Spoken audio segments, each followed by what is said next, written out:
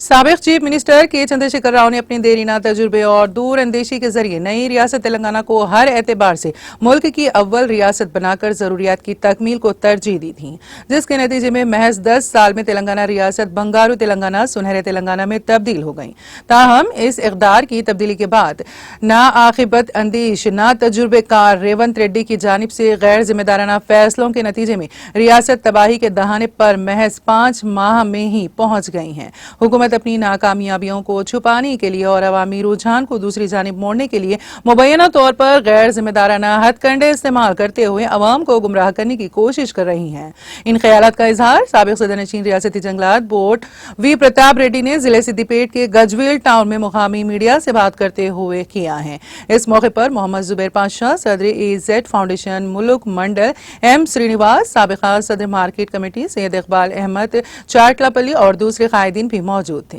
اس موقع پر وی پرتاپ ریڈی نے ریاست تلنگانہ کے سرکاری لوگوں سے کاکتیہ کمان اور فرخندہ شہر حیدرآباد کی عظمت و شان چار مینار کی علامتوں کو نکالے جانے کی شدید مخالفت کرتے ہوئے کہا کہ حکومت کا اقدام تلنگانہ ریاست اور تلنگانہ کی تہذیب و ثقافت سے انتقام لینے کے مترادف ہیں۔ انہوں نے انتباہ دیا ہے کہ بھارت راشٹر سمیتی ریاست گیر سطح پر پرامن احتجاج لاہیہ عمل کو ترتیب دیتے ہوئے حکومت کے تمام مخالف عوام فیصلوں کی شدت کے ساتھ مخالفت کرے گی اور عوام کو اس ضمن میں باشعور بنانے کے لیے ہر ممکن تشہیر کی جائے گی۔ وی پرتاپ ریڈی نے حکومت تلنگانہ کو انتقامی رویہ ترک کرتے ہوئے عوام کو درپیش مختلف مسائل کو حل کرنے کے لیے اور اپنے انتخابی وعدوں کو پورا کرنے کے لیے سنجیدہ اقدامات کرنے کی مانگ کی ہے۔